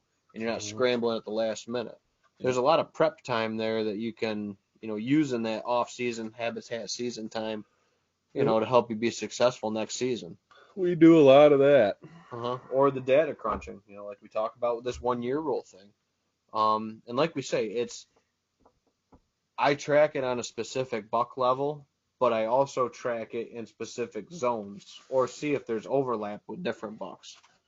You know what I mean? So it's pretty good jerky, isn't it? That's pretty good. I'm gonna grab another one. So, and that's tonight's sponsor jerky is LEM's Hickory, is what that one is. Mm-hmm. And that's hindquarter sliced steak that was out of Wybuck, who was also a 1 year rule buck. So back in 2020, actually the one that saved St. Patrick's life that year, because I was tagged out when he came by. But habitat-wise, my habitat season, I always have a long game plan list, everything like that. And it all comes down to the mercy of my scheduling with clients, with property visits and on-site consults and property plans and stuff like that. Real estate, all that kind of stuff all blended together on top of my, 6 to 2:30 job at the college. Which if we get a heavy snow year, I also am limited because I got to plow snow most of the time. So it's just finding that balance. I mean, obviously there's stuff I want to do every year. A couple things on my list is a couple access trails I want to cut into some different spots going forward. A couple new stand locations I've already picked out on some of the properties I hunt. There's possibly one new property for next year. I gotta see if I can lock that in. I think that'll be a really good one. I think that's one you and me will probably hunt together. That one we talked about up in 8F. So we'll see if we can get that locked in, and we might have a new piece that we'll be on over there and talking about on the podcast. Won't give away too many deets. It's not locked in yet. There's no GPS locations either given out, but it's not locked in yet either. But yeah, if we could lock up that new, it'd be a permission piece, But if we could lock that piece in, that'd be. It looks like a really nice piece the way it lays out. A lot of nice habitat features, And we talk about in the podcast how we read those habitat features and why we're setting up in certain spots like that, too, going forward. So, but yeah. Well, this will be my first full year with my son. Yeah, so that's gonna also influence your shed time. Well, you can put him on the little baby pack. Oh, the weather's decent enough. I mean, I'll just pack him in. He can go. Yeah, pack him and bundle him with his little bear hat. I mean, we usually bring the dogs and let them run around and get some exercise. Yep, Bear's good. He found his first all on his own last year. Picked up I think 6 last year that we set him on. Ones we had spotted and then ran him over it with the wind, and he got him. But he found one all by himself last year. Yep, he did good last year. Yep. So, and that's what that's the big thing. My dog Ted, the old man, he found baby Ted. Baby Ted. Of course, he's not a shed dog. He's just a rotten meat dog. But he found him. Yep. Yep. Found old baby Ted and everything like that. So, Bo says, there any state land around there? 8F. There's the Lakeshore Marsh, up by Sodus. I believe that's what it's called. Not sure. Not super familiar with the area. And then Montezuma, Holland's Island, that area. Yeah, Holland's Island. Yeah. Yep. Yep. So there's quite a bit. I mean, 8F.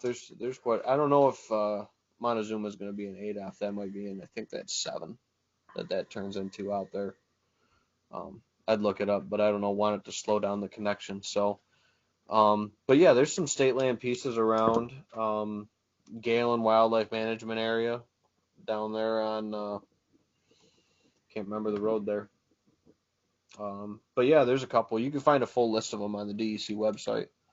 You know, the state lands and the WMUs and the counties. So 8F is, I think, part of Cayuga, Wayne, and Monroe County. So Dan chimes in, says, how do you go about starting a dog on sheds? I've only trained 2. I say trained. I use that word very lightly. I've only trained 2 dogs for sheds. My dog that had the best nose, I think, for sheds also loved to trash on deer. So she doesn't get brought out for sheds anymore, Sadie. That was a hound dog. Yeah, that was Sadie. She loved the chase and getting after him. But her nose unfrickin' matched, dude. Like, she found at least a half a dozen all by herself. She blue tick? Red bone and black and tan.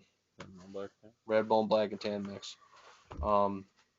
Great dog, great nose, phenomenal shed dog. But if you got her in there, dude, you could have that collar up on 10 and try to call her off. And if she saw a deer running, it gone. Just gone. And it only took a couple times of that for me to, Yeah, I spent a lot of times running coon dogs. Literally just leveling her with the collar.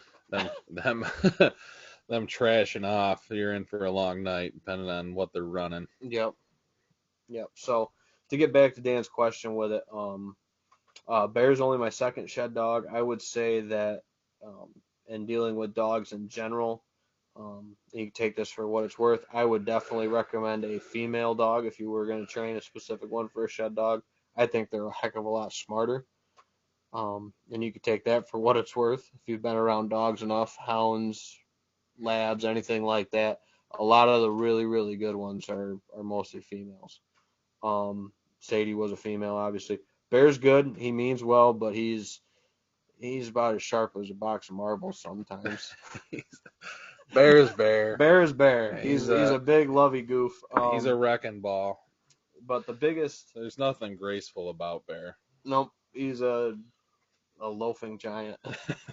Happy one. A loving loafing giant. He's a happy one. With the sheds, the biggest keys is using shed antlers. I know some people wash them. I don't think washing them makes a whole lot of difference, but being able to key them on the specific scent, there's a couple companies that make the antler scent. I would highly recommend that. But the biggest benefit that you can do, and I do this for most of my antlers, this one actually is mostly scraped, but there's a little bit. So when you get down to the bottom of a base of a fresh antler, that wax ring, that hair, all that stuff, if you can take that and put it on a tennis ball or another antler, whatever your training tool is. Nice, Dan. Yeah, nice, Dan. But the biggest thing is that scent. And that's the biggest key that I've seen dogs in the field that I've shed hunted with pick up on is that scent. And that's all going to be right there. This bone's not going to hold a lot of scent. It's this right here. They're smelling that hair, that blood, that scalp, that bit of connective tissue there. And then so for scent training, that's what I'll use I'll take a knife and I'll rim that off. Some of these antlers I got them, some still on, some I don't. Depends if I found it fresh or not. This one I found at the end of season. That's probably why I didn't peel that. But if you look at all St. Patrick's, I peeled all the wax rings off of those and the hair. That fresh scent is going to be what's going to give that dog the best nose for that smell. And then the other thing is, and you want to start it out blatantly obvious with obvious commands, find a bone. I always say bone is my command for Bear and for Sadie when I had her. Just because find a shed doesn't really roll off tongues. Find a bone. It's bone. It's like a one syllable kind of command like sit. Mm-hmm. You know, that's why I went with bone.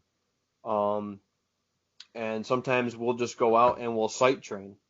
And maybe if it's the beginning of shed season and I want to start off getting back in the groove of things, knocking the rust off, I'll put a couple sheds out in the middle of the yard, make them real simple, um, and make them visualize the antler look upside down is a common laying pattern, not just tines up. I mean, everybody wants to find them tines up, but most of the time they're laying tines down because they fall off the head and they kind of stick, I think. Um, so the scent is the big one. If you can run them with the wind kind of quartering in their face when you're walking your pattern on a property or deer trails on a property, that's going to help you out a lot. Once they've keyed on that scent, and like I said, dog bone makes a good one. Jeremy, I can't think of his name. Jeremy Moore, I think, is the dog trainer guy with that. Um, but yeah, so the scent would be the big one, and then the shape, obviously, of looking for an antler or looking for that doesn't belong, and start that very basic and always reward. Um, and what I do is I just carry around a pocket full of bear's food, and Mm-hmm. during a shed hunt or even during training, I'll do recalls. I'll always keep him engaged and keep him working on what we're doing. I'll call him back and make him come, make him sit. Good boy, give him a command. And then I might even, while we're out there, one we picked up already, or I carry an old shed with me in my pack. If he's off over by Nate and we're walking through a property, I might throw it off on this left side over here, call him through and send him over that way to find it. To keep him engaged while we're out there shed hunting too. So scent, shape, and then keeping engaged and keeping reward, I guess, during the shed hunt is where you're gonna pick up where I've picked up the best success with bear with it. But yeah, that's kind of my how I started it with bear and sheds. When they're really little, I didn't give bear sheds right away as a puppy for a long period of time because when they're first developing their teeth, you kind of deform their teeth and put a lot of stress on young teeth with Mm-hmm. hard chews. So he got it as like that kind of that final piece reward, for a Mm-hmm. little bit, So he was always kind of chasing that reward, so to speak. But Yeah. Me personally, I've never had a shed dog. but So. you've had coon hounds, Yeah. so I mean you can It's the relate a same lot of idea. it too. It's the same idea. Mhm. Starting them with a hide, then trapping live coons, and Mhm. then getting the process going. It's the same thing, same exact Yeah. process basically. Yeah, it's all the same. But Tyler, yeah, we did score double wide. Yep. You were a few inches off. We actually ended up having two winners, Yep. Yeah, we had Craig and Ryan. yeah, What did he go? 120, 122 and an eighth. 122 and an eighth. And Tyler, you were at 118. So You were right in the ballpark for sure. right in that 5-6 inch window. Yeah. So, but yeah, we did that. I don't know what time we did that at, Probably about half. but yeah, Ryan Half Wilkes won a hoodie because he guessed 122, and KREG messaged me, Craig, on Facebook. That's his Facebook name, KREG. Messaged in at the 122. So we're both going to give them both hoodies. Yep, that was kind of on our end there. Yep. But Dan, thank you. Yeah. Appreciate that. I hope you have had a good season, and if you're Yeah, still Dan out there, he always lays down hammers. if you're out there still grinding it out, wish you the best of luck. I think I don't know if Dan still has a tag or not. I know he did shoot one good one. Mm-hmm. I don't know if he did shoot a second one and I just missed it. But Dan he lays down good bucks all the time. Great, a really, really good hunter. So thank you, Dan, on the congrats, and congrats to you this year. And if you do still have a tag, go lay down another one. Hell yeah. And Shanna Joe, I contacted her today. We have her medium hoodie from the Hornet scoring, Mm-hmm. so I got to get hers over. And then Kyler's looking for a free hoodie. Doing a guess on Tyler's your trying. bucks. I don't know. We've done Warnicky bucks. Let's do my buck. Yeah, we could do that. Let's do my buck. We already did 2 Warnicky scoring bucks. Let's do the guess on my buck. Okay. Alrighty. Dan says muzzleloader. Waiting on muzzleloader. That's a good move, I think. Yeah. Keep on them. Keep on, putting your time in, your data, your scouting, whatever. I love shooting deer with a muzzle loader. Mm-hmm. I almost like it as much as the bow, honestly. Right. Something about that smoke cloud. Yeah, something about the smoke cloud. It's just totally different. The thwack of the bullet, the whole everything about it is just it's different than a rifle or a shotgun. Yeah. Yeah. Looks like everybody wants old kicker buck to be the next guess. Well, let's do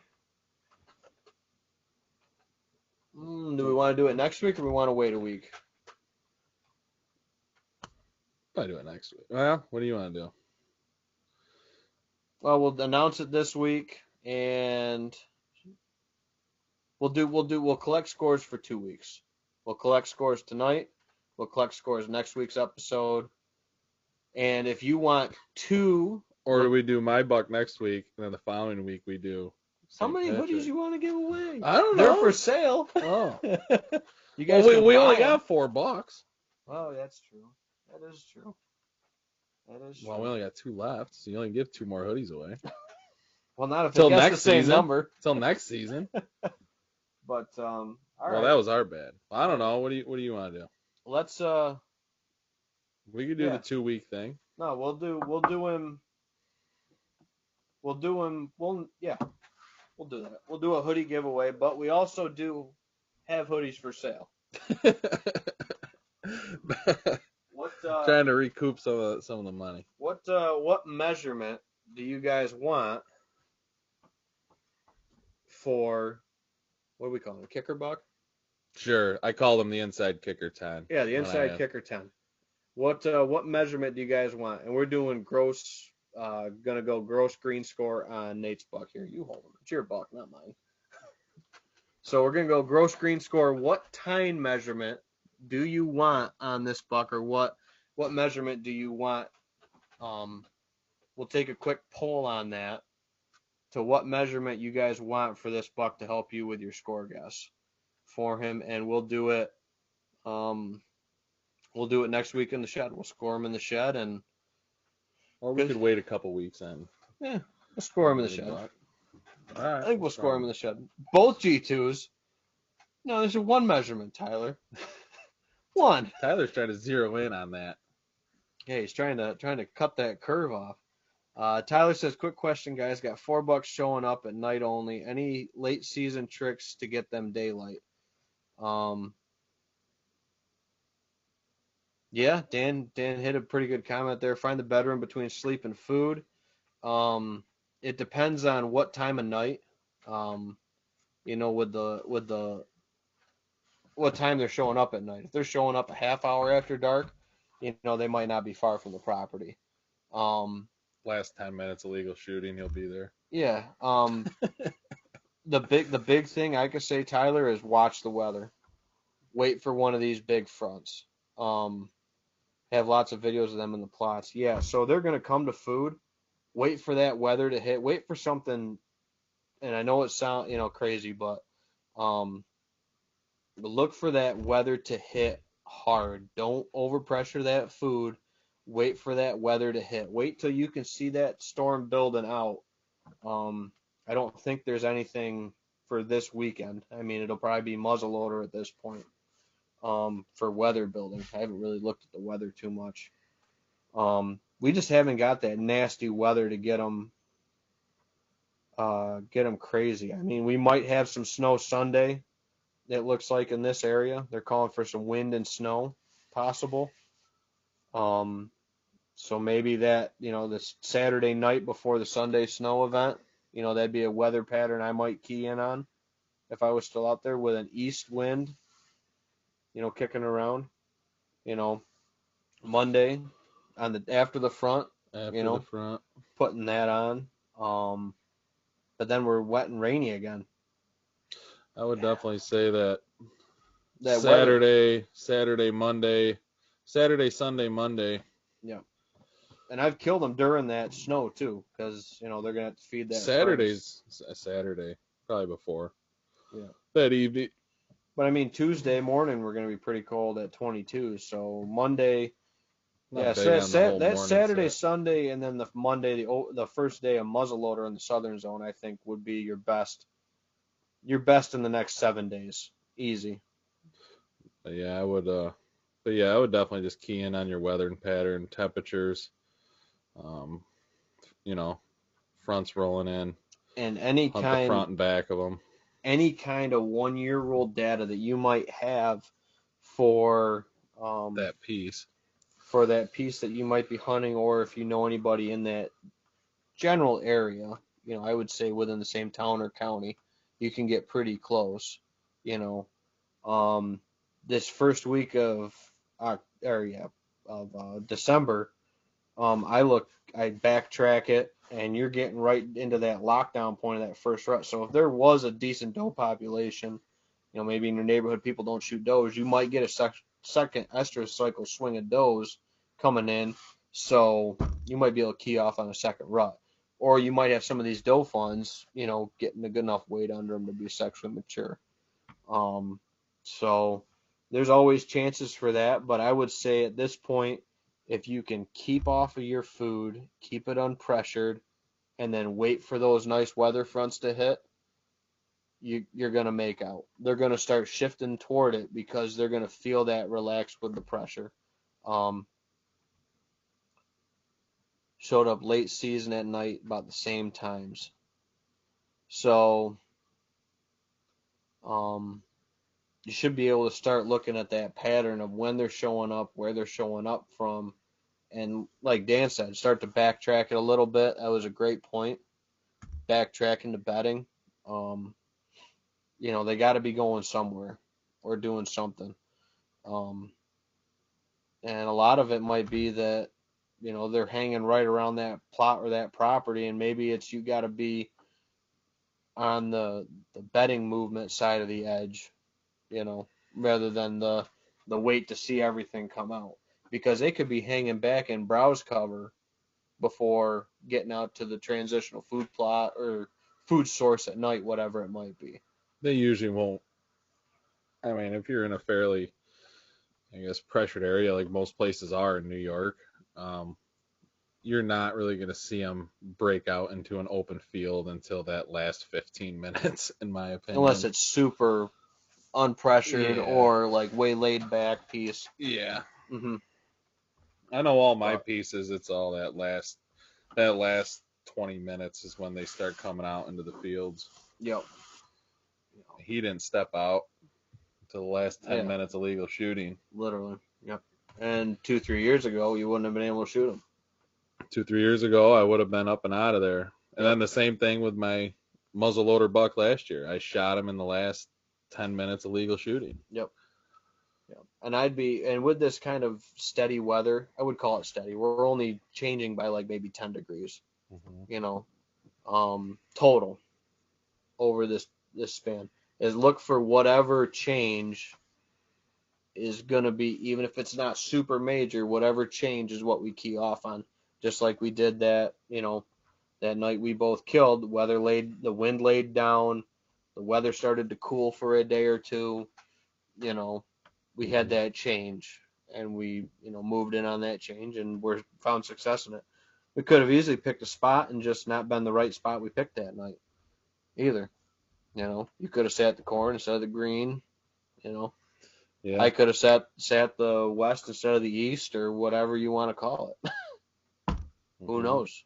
But there's still a little bit amount of that good old luck involved. Even if you stack the weather, the stand, the food, the 1 year rule, whatever it might be, Still a little luck involved. still got to be a little bit of luck involved in that whole process. But well, we're right about on that 2 hour mark. Mm-hmm. So I know you gotta get home to the baby and the wife and all that good stuff. And we got work tomorrow. But want to thank everybody hanging with us. I'll message Ryan and Craig about the hoodies, and we'll get it going. But thank you everybody for hanging with us tonight on the podcast. Appreciate everybody participating in the Score a Double Wide. And like I said, we'll do the what do you want to give them, Nate? Inside spread. That's what we've been giving them. Sure. We'll give them the inside spread on your buck for the scoring guess, and you guys can think about it. We'll, take it tomorrow. Tyler says post a picture of the wreck on Facebook so he can study it. Tyler, you can look. Yeah. Well, actually, it's on Ben's Facebook too. But yeah, you can just look up my Facebook and friend request me if you'd like. Yeah. So we got 16. It's just under Nate Pierce. 16 and 6/8 for his inside spread. So for his inside spread measurement, 16 and 6/8, and we'll do a post or two throughout the week to remind you guys. But 16 and 6/8 is that inside spread number for your bonus measurement guess for the inside kicker 10 buck that Nate harvested. A little bit different looks at him, I think he's going to go real well, gross. I think he will. Absolutely. So thank you everyone for tuning in. Nate, you still got drink to toast with? I got a little in there. Yeah? Yep. All right. So thank you all for tuning in. Good luck if you're still out there. Be safe, shoot straight. Congratulations again, buddy. Thank you. You too. And catch y'all next time here on Whitetails and Whiskey. Take care, guys.